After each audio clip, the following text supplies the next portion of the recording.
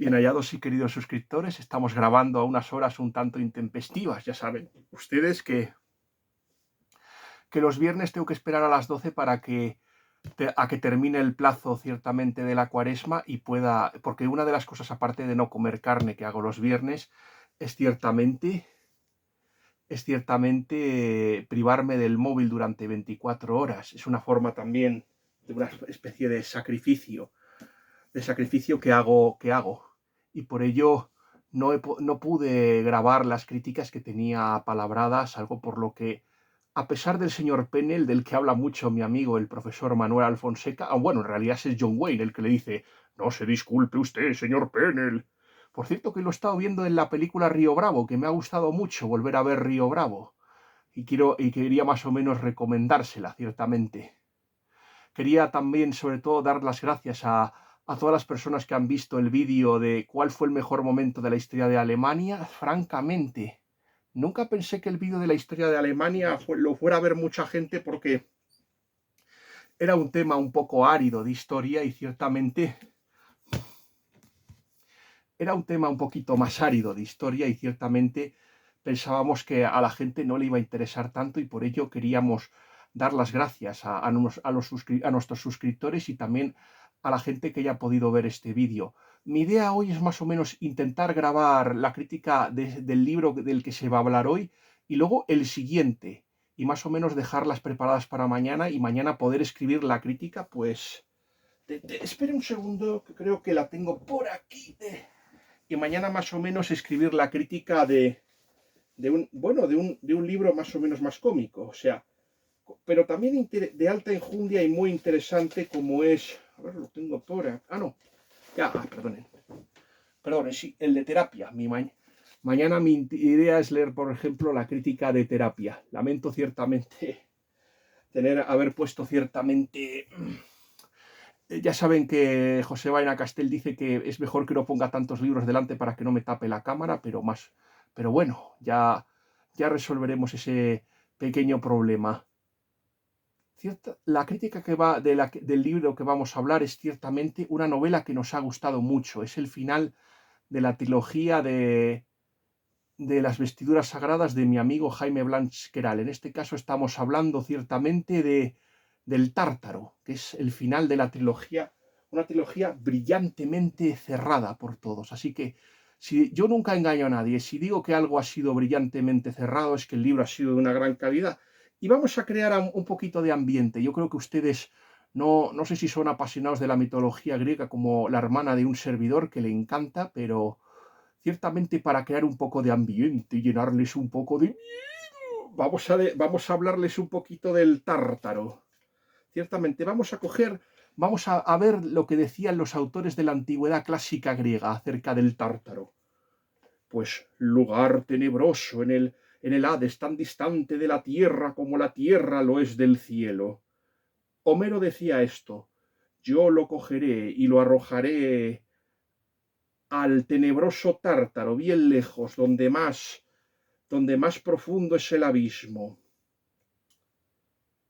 Allí las férreas puertas y el broncíneo umbral tan dentro de Hades están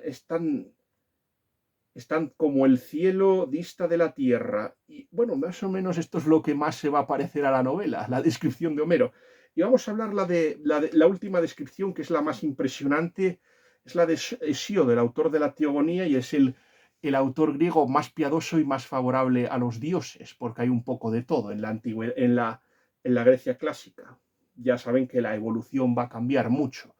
Va a cambiar de los primeros tiempos, donde Grecia pasa de ser un pueblo teúrgico a un pueblo que más o menos se va a parecer mucho a las sociedades que vivimos actualmente y donde va a surgir muchos de los grandes pensadores ateos Demócrito, como Demócrito o Carneaces, que luego inspirarán a gente como Lucrecio, que ese ya no es griego, sino romano, Tito Caro Lucrecio.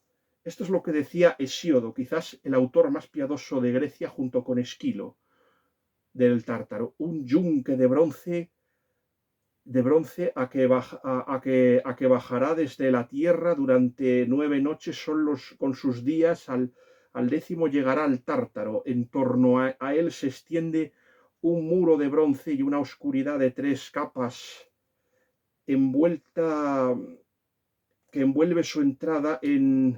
Encima nacen raíces de la tierra y del mar estéril. Allí los dioses titanes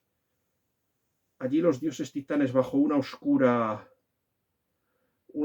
niebla están ocultos por la voluntad de Zeus, amontonador de nubes, en una húmeda región al extremo de la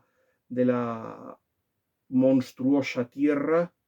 No tienen cabida posible Poseidón. Está de Poseidón de las broncíneas puertas, y una muralla rodea a ambos lados, los del Tártaro. El Tártaro es donde es lo más profundo del Hades, que es la guarida del dios del inframundo, Hades, y aparte de ahí está también la guarida de Atlante, la de también Tánatos. Está por ahí ese cachorrillo llamado Cerbero, ese perrillo tan cariñoso que si pasas por ahí te muerde, con no sé cuántas cabecitas.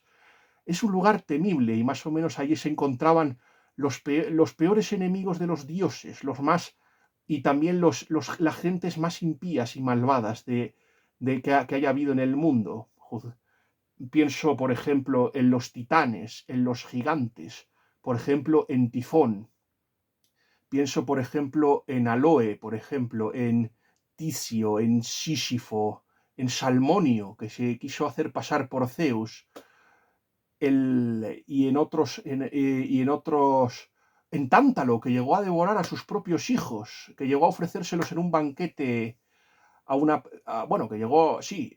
mató a sus hijos y los ofreció en un banquete. O sea, ese tipo de personas son las que se encuentran en el tenebroso y malvado Tártaro. Y esto más o menos nos podría llevar a lo que no es esta novela, que ciertamente una novela, yo en un principio, ya saben ustedes que Jaime y yo solemos quedar para hablar mucho para jugar a juegos de mesa que a él le vuelven loco, y a mí también, yo debo reconocerlo, pero más ansioso que por jugar yo estoy ansioso de tener compañía y poder hablar con alguien.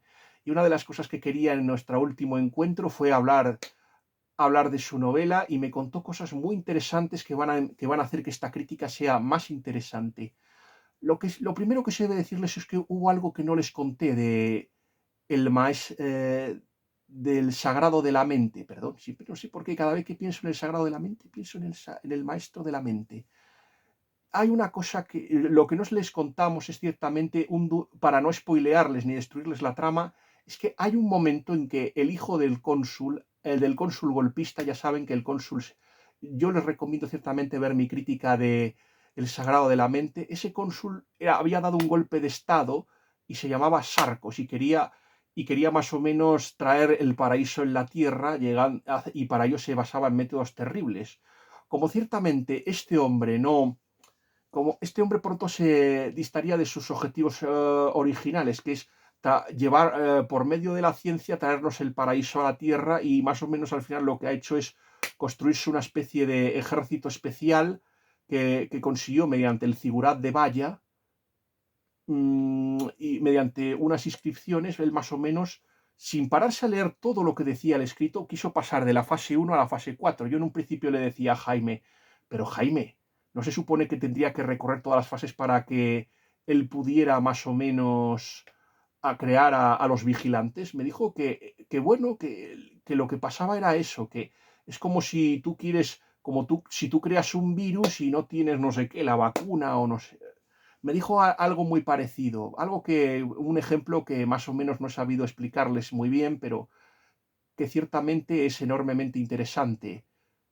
Lo que más o menos queríamos decirles es que Aquiles, deseando impresionar a su padre, acudió a enfrentarse con Priscila en el último libro, y alguna decisión que en un principio me pareció enormemente arriesgada, pero viendo cómo fue el Tártaro, creo que fue una decisión enormemente acertada. Era necesario, igual que era necesario que Goku perdiese, por ejemplo, contra Bills en Dragon Ball Super aquí también era necesario una cosa. Era necesario ciertamente que, mm, que Aquiles fuera derrotado por Priscila, porque esto era necesario para que él tuviese esa sensación de desolación, de tristeza, de fracaso, y que se despertase el resentimiento y el odio de Aquiles y el deseo por mejorar. La relación entre Aquiles y su padre y Sarcos, su padre, es muy compleja y también está muy cercana a la historia. Ya saben ustedes que aunque esto sea una maravillosa novela de ciencia ficción, a mí me gusta, más o menos ha inspirado en la historia de Roma, mi amigo Jaime, para escribir esta maravillosa trilogía. Y me gusta más o menos darle la mayor verosimilitud a la obra y tratar como si fuera una novela histórica. Hay mucha gente, por desgracia, que este género le tiene mucho miedo o no le gusta ciertamente porque considera que no está contando cosas de la vida y prefiere una literatura muy realista. Y hay gente que, bueno, que tiene miedo al género porque no lo entiende o porque es demasiado poco complicado o porque o porque lo considera literatura escapista, cosa que creo que me entristece esta opinión, pero para mí no lo es y yo creo que la obra si gana en calidad si ciertamente la tratamos también como una novela histórica y vemos que tiene de aciertos. Y para mí un acierto ha sido la relación de Sarcos de Aquiles con su padre Sarcos. Ya en la antigua Roma, por ejemplo, el paterfamilias o el cabeza de la gens, el cabeza de familia tenía todo el poder, podía decir si quedarse con un hijo o no. O sea, que si un hijo era deseado, el paterfamilias lo podía matar. Sobre todo esto pasaba con los hijos ilegítimos y habidos fuera del matrimonio. Podía o matarlo, podía ponerle el pie encima y matarlo, o abandonarlo, ciertamente, que eran los famosos niños expósitos o los alumnae, que al final eran recogidos por buenas personas, entre ellas los cristianos. Hay un libro de Rodney Stark que habla de ese tema, ciertamente, cómo el cristianismo cambió el mundo y la sociedad romana. Creo que ese libro más o menos lo editó la editorial Trota. O sea, un padre, por ejemplo, si un hijo traicionaba a Roma o, por ejemplo, mostraba cobardía en batalla, podía matarlo tranquilamente. Eso fue lo que hizo Bruto con su hijo, que traicionó a la República, vendiéndose a los tarquinos y a los etruscos, a los enemigos de Roma. Eso también, por ejemplo, también Horacio mató a su hermana que se había enamorado de uno de los curiacios, en ese momento en que había una guerra, en que el destino de Roma y la ciudad de Alba Longa, que es la ciudad primigenia, pues se decidía del destino de ambas ciudades mediante un duelo entre tres hermanos, entre una familia de tres hermanos contra otra familia de tres hermanos, una familia de Alba Longa contra una familia de Roma. Finalmente, a pesar de que Roma llevaba las de perder y dos Horacios habían muerto, el tercero consiguió vencer a los curiacios que eran los miembros de la ciudad de Alba Longa, consiguió vencer a los otros tres y Alba Longa se acabó uniendo a Roma. Pero como la hermana del protagonista estaba enamorada como la hermana de Horacio estaba enamorada de uno de los curiacios, pues, y como no se alegró del triunfo de Roma, pues su hermano no se le ocurrió otra cosa que matarla. Y así eran las cosas de Roma. Más o menos se seguía la línea de Catón el censor, ciertamente. Esa línea de estoicismo y de volver a la antigüedad de Roma, en lucha contra, por ejemplo, los escipiones que querían introducir la mentalidad y la cultura y la filosofía griega, y eso lo consideraba extranjerizante y lo consideraba decadente y corruptor, por ejemplo. Eso es lo que pensaba Catón. No todas las batallas las ganó Catón, por ejemplo. El tema de las mujeres decía que intentó más o menos restringir el poder de las mujeres y no lo consiguió, por ejemplo. Augusto chocó contra las mujeres a la hora de implantar las medidas contra el lujo. No hubo manera de instalarlas. O sea que era muy interesante este tema. A mí me parece de un gran realismo. Vemos como Aquiles busca una cosa. Aquiles, como su padre lo castiga mandándole a las legiones, a la parte exterior y a las fronteras. y allí busca dos cosas. Se enfrenta contra legionarios y gente más fuertes que él, porque su padre le ha retirado el favor, así que ya no pasa nada, o sea que ya no tiene su protección, y si alguien le golpea o trata de abusar de él, pues puede hacerlo sin recibir ninguna clase de castigo. Pero esto lo busca Aquiles. Aquiles lo que busca dos cosas: endurecerse y fortalecerse para enfrentarse de nuevo a Priscila, aunque, ojo, no, o mejor dicho, al sagrado del fuego y de la escarcha.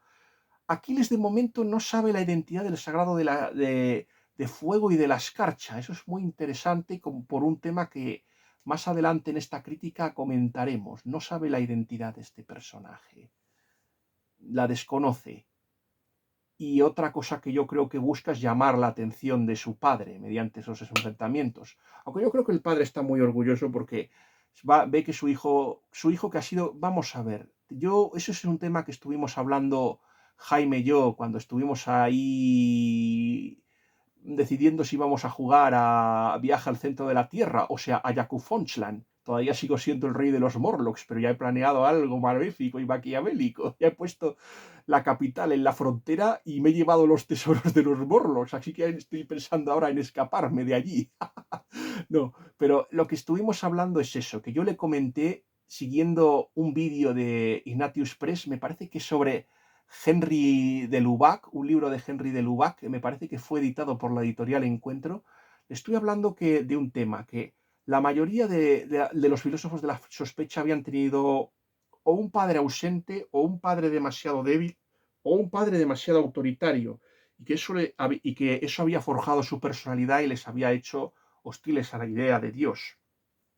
Y eso se nota. Recordemos que Aquiles es un hombre que su madre murió muy pronto, y ese es el motivo por el que su padre se enfrentó contra el Senado, y fue desterrado, ya que consideraba que el Senado era muy tibio. Ya luego veremos qué fue lo que le pasó a Sarcos. Así que es un hombre que Aquiles se ha criado en el exilio. Su padre no le hacía caso porque estaba más o menos dedicado a las conspiraciones y las intrigas políticas, y bueno, estaba siempre escondido, refugiado, huyendo, no tuvo verdaderos amigos, y luego se da cuenta de cuando su padre da el golpe, se lo encuentra todo: la riqueza, el poder, la fama, los aduladores, todo demasiado fácil. Y claro, cuando se enfrentó con Priscila y perdió, pues lo perdió absolutamente todo, y por eso le guarda un rencor tan acre. Hay que reconocer un tema que también me comentó Jaime. Me estuvo hablando de un tema muy interesante que yo quiero comentarle a las personas que vean este vídeo. Lo que me comentó ciertamente es que hubo algo que tuvo que meter mucha mano en el tema de Aquiles, porque había muchos lectores que consideraban que si alguien es malo no podía cambiar. Yo no, yo lo que sí que me gustaría criticar un poquito esto. Yo ciertamente, Juan Manuel de Prada habría dicho que uno de los grandes males de la literatura es la jansenización, el pensar que uno ya está condenado y que es imposible que cambie, más o menos. Y eso más o menos de Prada lo criticaría. Yo debo confesarles una cosa: yo hace muchísimos años, concretamente en el año 2006, diría que hace 19 años, yo estuve jugando en red a un videojuego llamado el Neverwinter Nights, y estuve en un servidor llamado Eternam, y me creé un personaje llamado Clay la Espada. Ese personaje, Clay la Espada, pues más o menos, hombre, lo hice porque quise estar con dos amigos míos, mi amigo Kunio Tani y mi amigo Geddy Cosworth. Si ven este vídeo les mando un favor, les mando saludos y abrazo para ellos. Pues yo más o menos hice algo que en ese juego que muchos jugadores no entendió. Mi amigo Kunio Tani me dijo que no entendía por qué me dedicaba yo a eso, que lo que tendría que hacer es jugar y pasármelo bien, pero yo me empeñé ciertamente en que un personaje que había sido capturado, o sea, el líder de nuestra orden, que era la mano de Tyr, llamado Silvana, fue secuestrada por los elfos oscuros, los Drow. Tengan en cuenta que está inspirado en los Reinos Olvidados y la saga de D&D, que Neverwinter Nights y Baldur Gates pertenecen a los Reinos Olvidados y a Dungeons and Dragons, a ese grupo. y yo más o menos me empeñé en rescatar, si no en rescatar a Silvana, al menos traerla de vuelta y convertirla en un buen personaje. Fracasé en mi objetivo, pero no me arrepiento de lo que hice, porque yo creo que nadie comprendía por qué lo hacía, pero yo creo que que tengo muy claro por qué lo hice. Y es por salvar y es por intentar salvar lo que estaba perdido. Y ciertamente supongo que mi, mi, mi cristianismo, mi forma de ver la vida me hacía ver las cosas como, o sea, me hacía ciertamente ver las cosas con los ojos del Evangelio, ciertamente. Es decir, pienso, por ejemplo, cuando Jesús dice que no necesitan médico los enfermos, sino los pecadores, sino los enfermos, no necesitan médico los sanos, sino los pecadores, y que más vale la conversión de un pecador que la alegría de tener a 99 justos, y la historia de la oveja y de la dracma perdida. Ciertamente yo creo que por eso pasé tanto tiempo intentando rescatar a Silvana. Y también supongo que y también supongo que por eso me conmovió tanto el destino de Aribeth. Ya en esto, en el videojuego de Neverwinter Nights. Puede ser que sea una lady pedorra, puede ser que sea una mujer muy necia, puede ser que nadie entienda la traición que hizo Neverwinter, pero yo me conmovía a su destino y yo siempre quise salvarla, siempre tuve mucho cariño por ese personaje y quise salvarlo, a pesar de que nadie entendió por qué hizo lo que hizo. Pero bueno, no, para eso están los guionistas del juego, para trabajar la psicología de los personajes. Y si ciertamente no lo consiguen del todo, eso es cosa suya. Por ello, ciertamente, a mí me alegra mucho las historias de conversiones. Yo lo que a mí me gustaban los cambios de alineamiento, que un personaje malo se volviera bueno. A mí era algo que me producía mucha felicidad era lo que más me gustaba. Ciertamente esto con las reglas de quinta edición ha cambiado y ya no es tan bonito como cuando estaba la segunda edición de Dungeons and Dragons o la tercera, por ejemplo. Pero, pero bueno, yo creo que ya ustedes entienden por qué. A mí me gustan mucho esos personajes que empiezan siendo malos y se van volviendo, bueno, un poco como navales, un poquito. Ya veremos a ver qué pasa en Cárcel de Tinieblas y qué le pasa y qué será de Navales. Y ciertamente consigue poco a poco redimirse de sus pecados y de sus maldades y escapar de un destino que parece conducirle hacia su propia destrucción. Pedro Gálvez, el gran poeta modernista y que se dedicó a matar prisioneros, ya más o menos parece habérselo anunciado. Volvamos otra vez a Aquiles. Ciertamente, a pesar de... por ejemplo, sí, había otra cosa que quería comentarles antes de pasar a Aquiles. Hay una película, por ejemplo, que a mí era una de las... A mí hay varios directores... Bueno, el western me fui aficionando... No era algo que me gustara, pero me fui aficionando poco a poco viendo a los buenos, a John Ford, a Howard Hawks, pero a mí el que más me gusta de todos es Anthony Mann. Quizás no cuenta historias tan grandiosas como las de Howard Hawks o John Ford, pero es el que trabaja más los personajes y la psicología de los mismos. Y a mí hay uno Horizontes Lejanos, con James Stewart,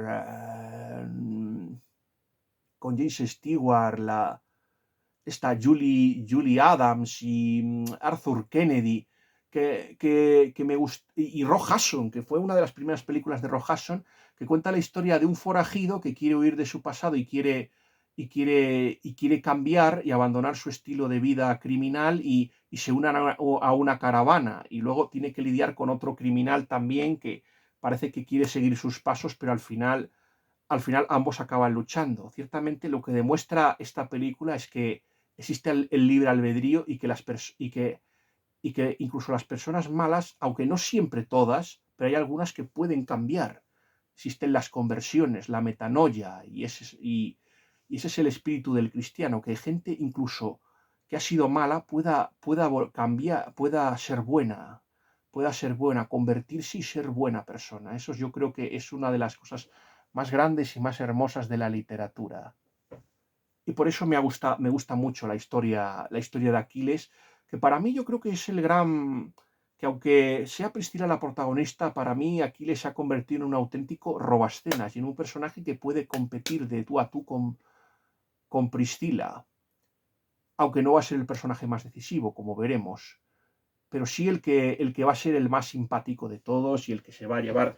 Yo tenía mucho miedo por Aquiles porque yo pensaba ciertamente que corría el riesgo pues, de perderse, de morir o no o seguir siendo tan malo como siempre y no cambiar. Era una de las cosas que yo temía cuando leí la novela y yo siempre tenía la sensación de que no era tan malo como parecía y ciertamente yo creo que Jaime en el tercer relato me ha dado la razón. Ya vemos que Aquiles no es tan malo cuando hay un momento en que los vigilantes hacen algo, no les voy a decir qué, y entonces él muestra su rechazo, no se atreve en un momento a... Sí que intenta parar lo que están haciendo los vigilantes, pero él dice que son pero el general le dice que son órdenes del cónsul y que no puede hacer nada. O sea, pero ya vemos un propósito de enmienda, ya vemos que no es tan malo. Mientras tanto, ya habíamos visto por el libro anterior que Priscila se había ido con sus amos, o sea, con sus empleadores, con quien trabajaba, con Florence y Mirtila, que sigue siendo tan idiota como siempre, se habían ido a la capital de Erestia, que es el mundo donde fueron estos niños tomados en la época de Nerón, generalmente salvados en este caso del incendio y de otros desastres naturales. Vimos cómo los llevaron a este planeta, los extraterrestres. Y vemos cómo este personaje va a seguir, a pesar de que ya no cuente con Falconius, sigue entrenando en el Keitum y se va a ver envuelta en más intrigas. Yo creo que a esta historia, la novela del Tártaro tiene algo muy bueno. Y es que ciertamente le pasa como a la película del último hombre, esa maravillosa película de Mel Gibson, sobre un objetor de conciencia que al final, que a pesar de todo quiere ir a la guerra y salvar vidas, quiere ser médico. Y que al final acaba siendo decisivo. No mata a nadie ni emplea las armas, pero acaba salvando a un montón de personas la vida y se acaba convirtiendo en un héroe. Esa película de Mel Gibson son tres historias maravillosas. Pues esta saga, esta novela, la del Tártaro, podría dividirse en cuatro partes. La primera yo creo que guarda mucho en común con la maravillosa, con la novela anterior, que es el sagrado de la mente, guarda incomún, o sea, hace más o menos lo mismo. Priscila en este caso, sabiendo que uno de los criados, Dio, tiene una hermana que es crítica con el gobierno de Sarcos lo que está haciendo es capturar a los opositores, encerrarlos en cárceles y luego llevarlos a un sitio terrible llamado la fábrica, donde su plan es matarlos para convertirlos en los vigilantes. Ya saben que los vigilantes es un ejército de no muertos que están supliendo, pues, que los pocos hombres que ya quedan. Tengan en cuenta que la mayoría de los generales se les han sublevado y está usando a estos supersoldados para acabar con ellos. Ciertamente, la gente no sabe de lo que está pasando, pero más o menos lo puede intuir. Y por ello están todos aterrorizados. Y por ello, si Priscila más o menos va a ir a la cárcel del Cubo para liberarlos. El Cubo a mí me recordaba a otras prisiones míticas, como el Tullianum, que más o menos tuvo entre sus huéspedes a Yugurta el Númida y, por ejemplo, también a Vercingetorix, o la cárcel mamertina, donde fueron encerrados tantos cristianos. O sea, pueden verlo en la maravillosa novela de Henryk Sienkiewicz, el premio Nobel Cobadis, pueden verlo en esa maravillosa novela, que es lo que pasaba con ellos. Algún día hablaremos, supongo que, de esos maravillosos peplums como Cobadis o Fabiola. Me haría muchísima ilusión escribir una crítica acerca de ellos y lo haré porque ya saben que son dos de mis libros favoritos, tanto Cobadis como Fabiola, especialmente la novela del escritor polaco. Algún día hablaremos de ellos. Pues en el Cubo más o menos lo que hace Fabiola es entrar más o menos, utiliza sus dos identidades. Priscila, pues más o menos para ir entrando y luego ya cuando está dentro del sitio ya más o menos puede transformarse en el sagrado y liar la parda. Lo que me gusta de esto es el tema de los superhéroes. Y allí más o menos libera un personaje que es una pena que no salga más, que es casi un falsificador. Y en un principio la idea era liberar solo a la hermana, pero empieza a liberar a más gente. Y más o menos tiene como antagonista a un soldado muy valiente llamado Fontio. Me hubiera gustado que ese personaje hubiera tenido un mayor desarrollo. Eso sí que me hubiera gustado. más o menos haber liberado a la hermana de Dio, más o menos hace que se vea envuelta en temas con la resistencia. Yo me alegro mucho que Jaime no haya desarrollado tanto el tema de la resistencia, porque ya estoy un poquito rayado de revoluciones, de no sé qué, de intrigas políticas, de estas de sublevarse, de oprimidos, librándose. O sea, me parece ya muy politiquero y no me gustaba tanto. Pero yo creo que una de las cosas que le puedo sí que puedo ser más crítico con él es que haya dejado colgado esta trama y que no sepamos lo que pasa con la resistencia. Más o menos sí participa en acciones de sabotaje contra los hombres de Sarcos y va liberando gente. También, por ejemplo, va a liberar al mayordomo, por ejemplo, que el mayordomo también estaba trabajando para la resistencia y le hace prisionero. A mí me gusta mucho porque es la primera vez que se encuentran tanto Aquiles como la protagonista.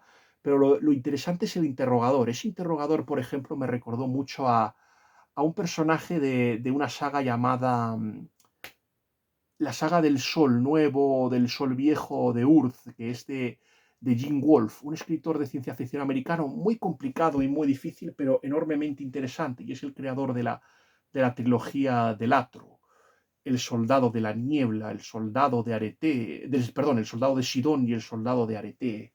Es muy interesante porque trata el tema de la memoria y en este caso las guerras médicas y denuncia cómo era el mundo antiguo, un mundo previo a la existencia de Dios. Y no salen muy bien parados los griegos, eso debemos decirlo, no salen muy bien parados.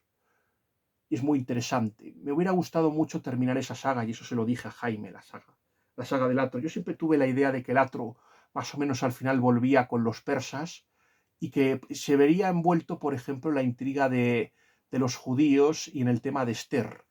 Él más o menos ayudaría al final a los judíos y estos, bueno, estaría envuelto entre Amán y Mardoqueo y Esther y al final optaría por ayudar a los judíos y estos como recompensa se lo llevarían a Jerusalén para reconstruir Jerusalén y el templo y alentar se curaría de la amnesia. Eso es lo que me hubiera gustado a mí que hubiera contado Gene Wolfe. Yo me he inventado un poco esta historia, pero a mí es lo que me hubiera gustado que la historia del Atro hubiera acabado así. Por desgracia, Gene Wolfe murió y no creo que nadie termine su historia, pero si yo le pudiera dar un fin a esa historia, habría sido ese el final que yo le habría dado a la historia del Atro. No me digan que no es un final bonito, aunque hay algunos errores, porque Jerjes, que se supone que es el rey Asuero, nada más volver es asesinado por Artabano, así que esa historia nunca se podrá contar, pero bueno, ¿qué le vamos a hacer? Lo importante es el detalle. Volviendo al tema que nos ocupa, en el último, cuando ya rescatan al mayordomo, hay un momento en que se encuentran tanto Sarcos ya con la armadura de plata, y hay un momento en que Priscila no le ataca. Priscila no le ataca, y tampoco Sarcos tiene interés en atacar a Priscila, pero se están observando. Priscila no le ataca porque piensa que teniendo la armadura no le puede ganar. Y Sarcos ya veremos el motivo por el que no ataca a Priscila, porque es muy interesante y se desarrollará mucho más tarde ese tema. Pero ese encuentro es vital porque va a ser la clave. Priscila muchas veces se entera de los planes porque va con su ama, o sea, con Mirtila, y también va a llevarle comida al senador Florence, que trabaja para Sarcos. Y hay un momento en que él llama a Mirtila para que vaya a la fábrica porque les quiere enseñar algo. Y entonces es cuando desvela toda la historia. Ciertamente, hay un momento que estuvimos hablando Jaime y yo en nuestra última jornada en Jakun Fonchland, donde no hubo partidas y que todavía se iba atrapado en el reino de los Morlocks. Pues, y estuvimos hablando del prólogo. Yo pensaba que el prólogo sería... Jaime me dijo que el prólogo era vital. Yo pensaba que el prólogo era vital porque nos daría datos de Priscila, de cuál es su origen. Pero es que no podía ser. Tengan en cuenta que el prólogo ocurre hace 200 años y la familia de Priscila pues pues habría muerto hace 10 y algo años, 20, bueno, no habría llegado a las 2 décadas. O sea, que yo ahí tenía que haber tenido en cuenta ese factor. El prólogo es importante, pero por otro asunto que no les vamos a comentar para no spoilearles mucho. Les estoy contando algunas cosillas para que ustedes sientan interés por leer esta trilogía tan impresionante. aquí más o menos Sarcos cuenta más o menos cuenta su relación con Priscila, y por supuesto la hay, y muy importante. Y es entonces cuando le tiende la trampa. Y entonces ya saben una cosa, que y si no, no se lo comenté, y esto explica por qué la novela se llama El Tártaro.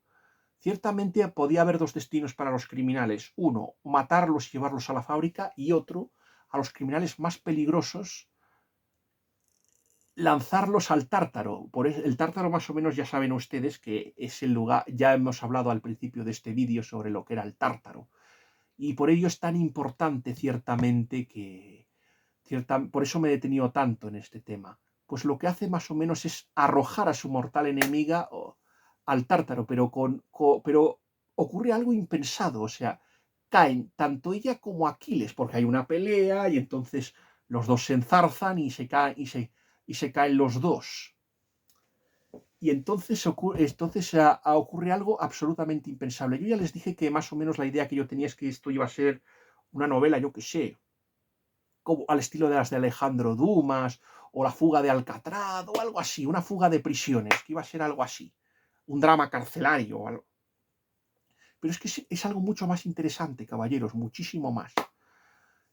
Y aquí va a haber un momento en que Sarcos, creo que ya no sé, se lo dije, que había un motivo por el que Sarcos no había intervenido, y explica ciertamente. Ya sabemos que Sarcos, que yo ya les dije y les comenté, me parece, y si no lo hice en el vídeo anterior, lo hago ahora, que sabía que eso del tema de los vigilantes le iba a salir mal. Y es ahí, en ese momento, cuando le sale mal. Ya diremos por qué.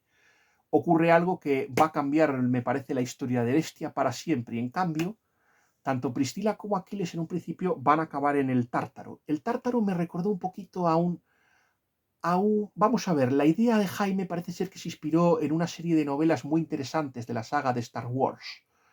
En concreto, El cortejo de la princesa Leia, donde acaban en un planeta con un montón de gravedad y en donde la respiración es imposible. A mí esa saga me la recomendó un amigo del colegio, un tal Eduardo Alfaro Jurado, a quien mando recuerdos si ve estos vídeos. Me recomendó una novela llamada La tregua de Bakura, y estuvimos hablando, sí, de la saga de Thrawn, de Timothy Zahn, y de La tregua de Bakura, de Cathy Thiers, una escritora cristiana, y por eso se la recomendé a Jaime cuando estuvimos los dos hablando. Pero la que a él le impresionó más, y de la que me han hablado a mí muy bien, es El cortejo de la princesa Leia. Sí que la estuve leyendo un poco el argumento porque estaba muy interesado. A mí Star Wars es verdad que dejó de gustarme hace tiempo, pero todavía sigue teniendo cosas muy interesantes. Yo siempre seré fan de la trilogía de la 4 a la 6, ciertamente. A pesar de que haya cosas que, bueno, un poquito políticamente correctoides, pero creo que es una saga muy estimable. Por lo menos y mi hermana le encantan los 3 primeros episodios de Star Wars y la caída de la antigua república.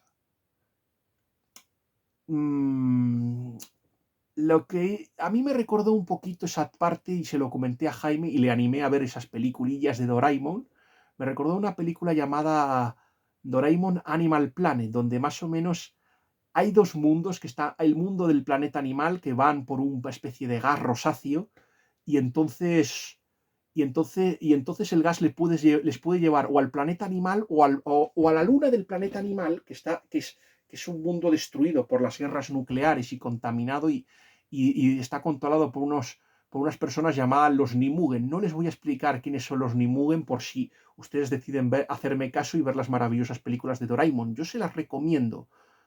Son muchísimo mejores que la serie, y ya veremos, Jaime y yo, si algún día decide darles una oportunidad y si me da la razón en este tema.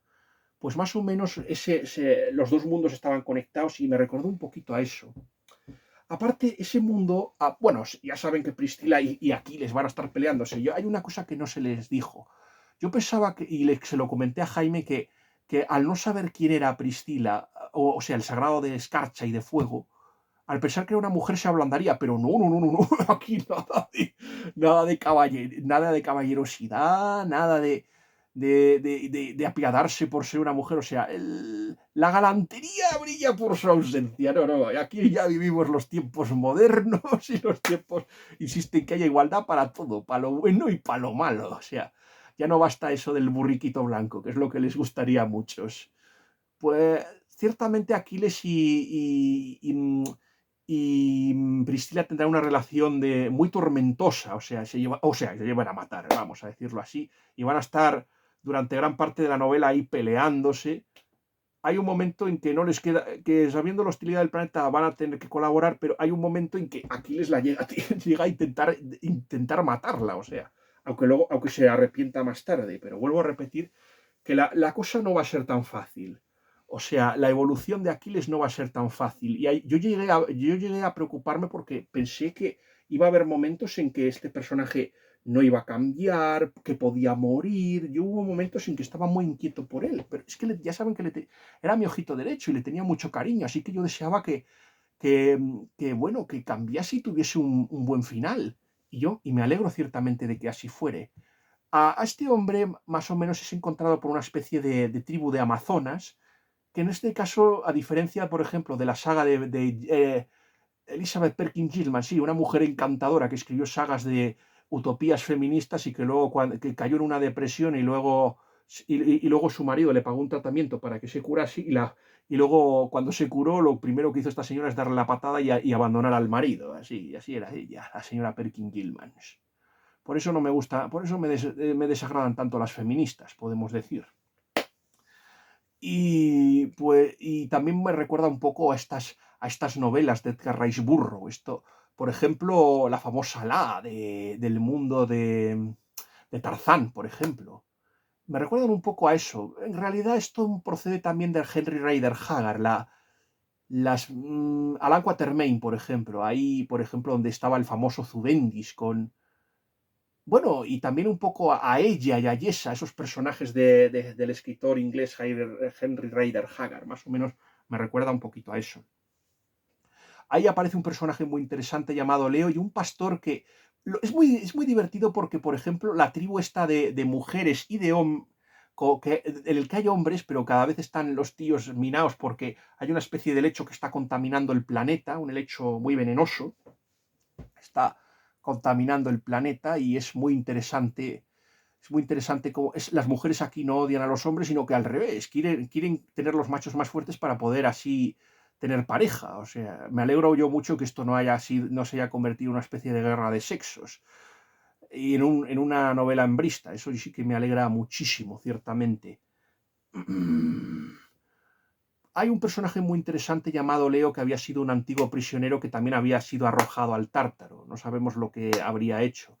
Y más o menos va a establecer una relación con Aquiles. En un principio Aquiles la idea que tiene es largarse lo más pronto de ahí, volver pronto a su casa y más o menos tiene un proyecto, una especie de nihilismo individualista y egocéntrico que más o menos le va a hacer utilizar a las personas, y más o menos así que propone una expedición a la matriarca.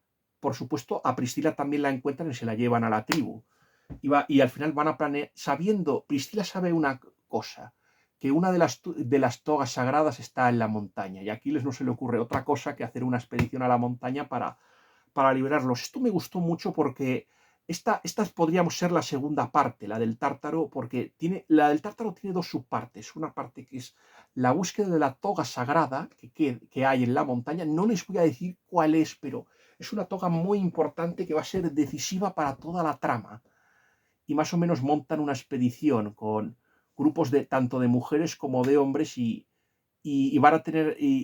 hay un chico llamado Aper, que creo que ya les comenté, Aper el jabalí. Curiosamente este nombre fue un legionario romano al que venció Diocleciano y gracias a derrotar a ese hombre Aper, que significa el jabalí, pudo convertirse en emperador. Eso cuenta la leyenda. Esto no lo hemos contado en nuestra crítica, pero ya saben ustedes que mis suscriptores tienen, por supuesto, privilegios que, por ejemplo, no pueden tener las personas que solo sigan mis redes sociales. Aquí para eso están ustedes. Ustedes son very important people, como dirían los ingleses, ciertamente. A mí me gusta esa parte, la del tema de la montaña, porque es una historia de supervivencia y en la que van cayendo las personas.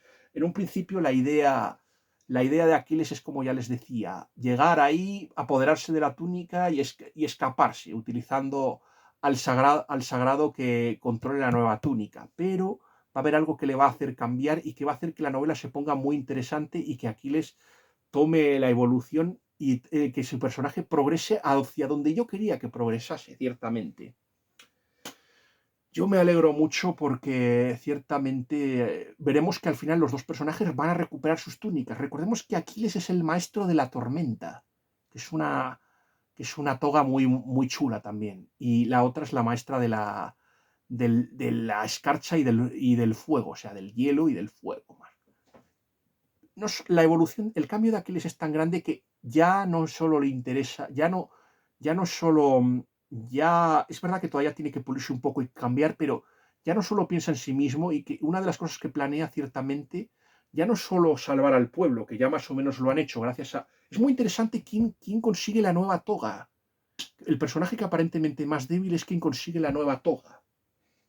Y es muy interesante porque ese personaje va a ser el decisivo, el que va a decidir el destino de los personajes en la novela. Y es muy interesante por eso. Lo siguiente que les voy a decir es que lo que aquí les planea, y esto me recordó a otra maravillosa película, yo soy un gran fan de las películas de Dragon Ball Z.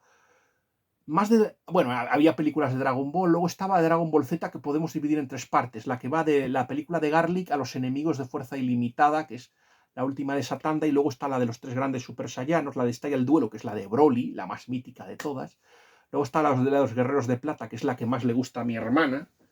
Y luego está, por ejemplo, la saga de la fusión, el golpe del dragón, que es buenísima, el golpe del dragón. El golpe del dragón, si a ustedes les gusta mucho la saga de Final Fantasy, hay un personaje, Shinro Tapión, que más o menos se parece mucho a Shinro y un poco a Kaioshin. Se parece mucho y eso hace que la saga sea muy interesante. Y luego están las dos de Broly, las dos nuevas de Broly, que son el retorno de Broly y luego el combate definitivo. El duelo definitivo, el combate definitivo, pero la última es muy mala porque ya no era el Broly genuino y tampoco salía Goku y en fin, ya no era ni Gohan ni Vegeta, o sea... Pero había una que a mí me gustaba mucho, una que podemos considerar que va de Garlic hasta... que va de Garlic el Inmortal hasta la de...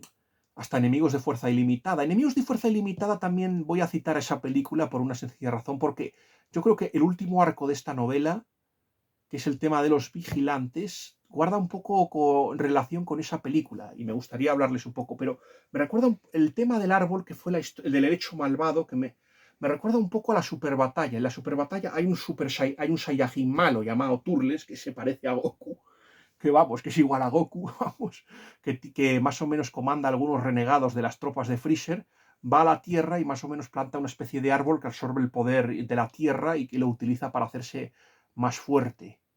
A mí me gusta, el helecho en este caso no destruye, no absorbe el poder del tártaro, pero lo que hace es contaminarlo, es una especie de parásito. Y además está protegido por una serie de insectos a los que se tienen que enfrentar. Esa parte a mí me gustó mucho. Y me recuerda un poco, esto de Jaime me recuerda un poco a los videojuegos. De hecho, tanto esta parte como la parte final, que es la de los vigilantes, tiene mucho de la estructura de los videojuegos. Y a mí me agradó muchísimo ese tema. Y por eso se lo cuento. Me gusta mucho cómo acaban con el helecho. Y una de las cosas que más me gustó de esta novela es el romance. Hay un momento en que gracias al nuevo sagrado pueden volver tanto al mundo y observan que ciertamente el mundo se ha vuelto patas arriba porque los vigilantes se han sublevado y ahora lo controlan todo y ahora actúan como una fuerza coordinada. Y el que está detrás de ello es un ente llamado Legión, que ha ocupado el cuerpo de Sarcos. Eso es lo que les puedo decir. Y la batalla es espectacular. Liberan a unos pocos supervivientes que quedan de Erestia. Y aquí hay alguna cosa que a Jone y a mí nos entristeció mucho. Hay un momento en que Jaime nos deja caer que los míticos lacertas, esa especie de lagartos que salían en el prólogo al principio, van a aparecer. Aquí les parece juguetear o amagar con ello, pero no llegan a aparecer. Y eso es una lástima, porque Jone y yo nos quedamos con muchas ganas de verlo. Yo quiero decir una cosa, y ciertamente yo ya sé cómo voy a titular este vídeo. Yo le estoy animando a Jaime a que prosiga con esta saga. Ciertamente, es verdad que la historia de esta saga queda muy bien cerrada en este libro, pero yo le digo que siga, porque hay muchas tramas, ya le hemos dicho, lo de la resistencia, el tema de las otras tribus que hay en el Tártaro, porque hemos visto, él considera que el helecho las destruyó todas, pero ¿y si algunas tribus se salvó? De las del Tártaro se salvó. Luego el tema, decían que iban a ir a Letis y a Cetego para ver qué les había pasado, pero al final tampoco lo hacen. Y luego está, pues ese tema. Y encima, ahora que el mundo está más o menos ahora indefenso, hubiera sido el momento adecuado. ¿Qué pasaba? ¿Por qué los lacertas no han atacado? Yo creo que tengo una idea más o menos sobre este tema, y es que los lacertas no atacaron porque estaban esperando a ver qué es lo que hacían los otros y cómo reaccionaban para así poder vencerlos en un siguiente encuentro con los famosos niños romanos. Otro tema muy interesante que hemos hablado es el tema del Dios único. El Dios único, que aquí más o menos está representado en forma de serpiente, esto Jaime me lo contó, que generó mucho debate entre sus lectores, que consideraban que, bueno, ¿cómo podía tener la forma de serpiente si la serpiente es el animal del demonio? Pero él más o menos me dijo que se inspiró en la vara de Moisés, con la que Moisés sanó y curó a la gente del desierto. Y es muy interesante. Ese tema es una serpiente de bronce muy famosa que luego, en la época del siglo de los reyes, la gente la divinizó, y no sé si fue al rey Ezequías, algún sacerdote, por favor, que me corrija. No sé si fue el rey Ezequías o el rey Josías, me parece que fue el rey Josías, que al final la destruyó porque se había acabado convirtiendo en un ídolo.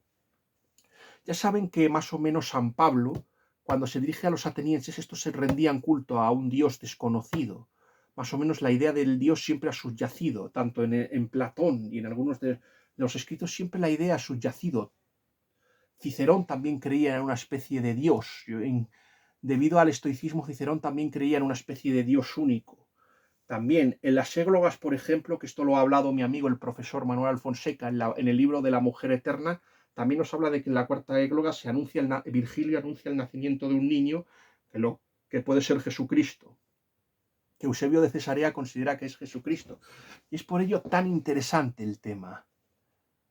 Por ello tan interesante este tema. Y yo le dije una cosa a Jaime, que aparte de este Dios único por ejemplo, se le rindió culto, por ejemplo, hay un edificio, el Panteón, de Apolodoro de Damasco y no sé qué, que fue construido en la época de Adriano, que en realidad es el templo de Agripa, que se quemó, y Adriano lo reconstruyó, y estaban ahí todos los dioses, y había un lugar, una vitrina en la que se adoraba al famoso dios desconocido.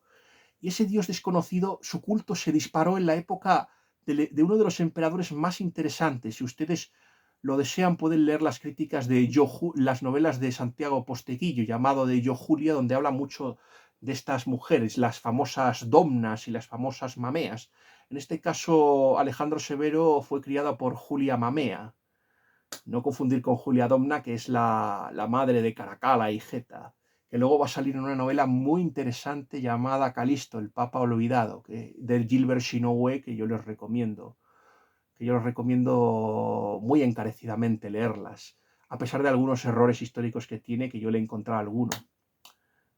Y eso es lo que más o menos yo quería decirles, que aparte de eso, que es que, a ver, si los niños habían sido llevados por los extraterrestres en la época del incendio de Nerón, es que el Dios desconocido puede haber tres clases de cultos, puede haber judíos, puede haber gente que adora al Dios desconocido y puede haber cristianos. Yo le dije a Jaime que tuviera en cuenta esa posibilidad, ciertamente, y es un tema que se podía explorar. Y por supuesto, en el caso del famoso Legión, sí, le pregunté a Jaime si tenía algo que ver con el famoso episodio evangélico y si tenía un origen demoníaco. Sí, el tema de esos muertos que se sublevan contra los vivos ya aparece desde muy antiguo de la civilización, en todas las mitologías, pero la que empezó fue Sumeria. Por ejemplo, cuando Istar amenazaba a los dioses, que si no le dejaban hacer lo que quiera, llamaría a los muertos para que se sublevasen y atacasen a los vivos y a los propios dioses.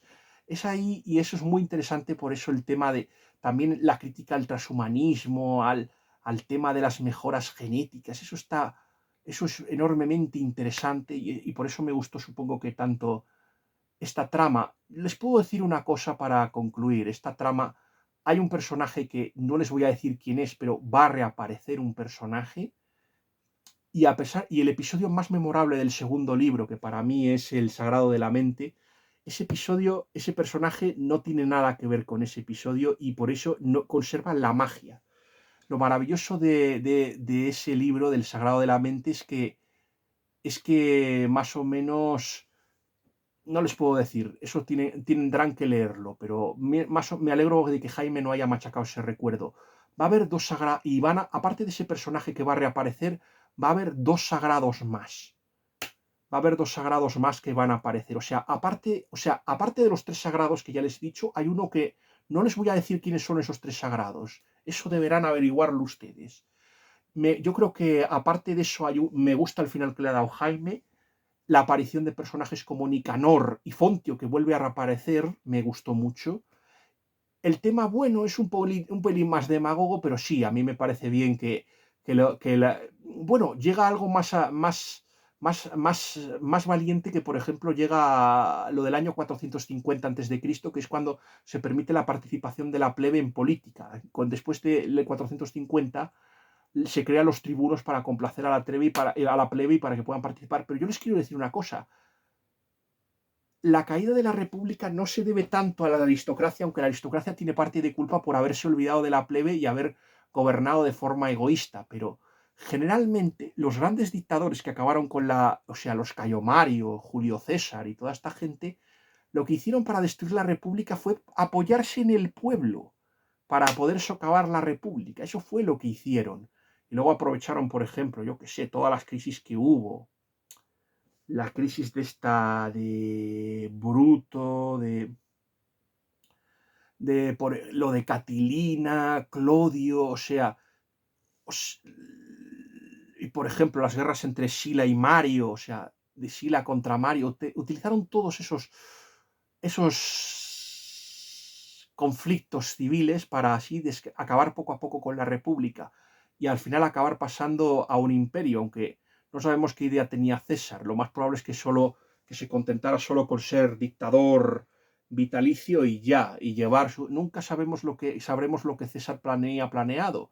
Según Colin McCulloch, César sería una persona benigna. Según Robert Harris, sería un aspirante a dictador y más o menos un líder ahí a la altura de Mussolini o de Hitler o de Napoleón, algo más o menos así, sería según eso. Les dejo a mis lectores decidir con qué imagen de César. Por ejemplo, Chesterton pensaba que era el anticristo, César. Me parece que en la biografía de George Bernard Shaw lo llega a decir. Shaw tenía idolatrado a César y Chesterton se mostraba más crítico con él.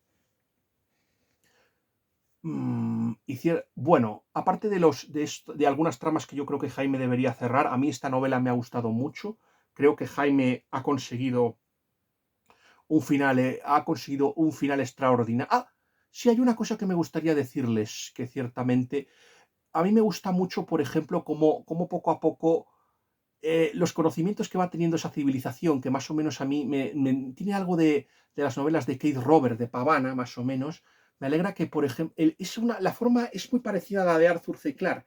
Cada X años, a ver, no hay monolitos aquí. Ya hablaremos un poco de la novela de Odisea 2001 porque la he leído ayer, Odisea 2001, y ya haremos una crítica. Pero antes de escribir esa crítica, quiero hablar con el profesor para que me esclarezca algunos puntos para que la crítica me quede bien. Lo que quiero decirles es que más o menos hacen algo muy parecido. Las personas que llevaron a los niños a ese mundo lo que hacen es cada X años que vayan poco a poco desbloqueando algún conocimiento para que así la sociedad vaya progresando, que no hagan como Sarcos, que es querer pasar del cero al infinito sin antes haber pasado las etapas intermedias. Más o menos que vayan haciéndolo poco a poco.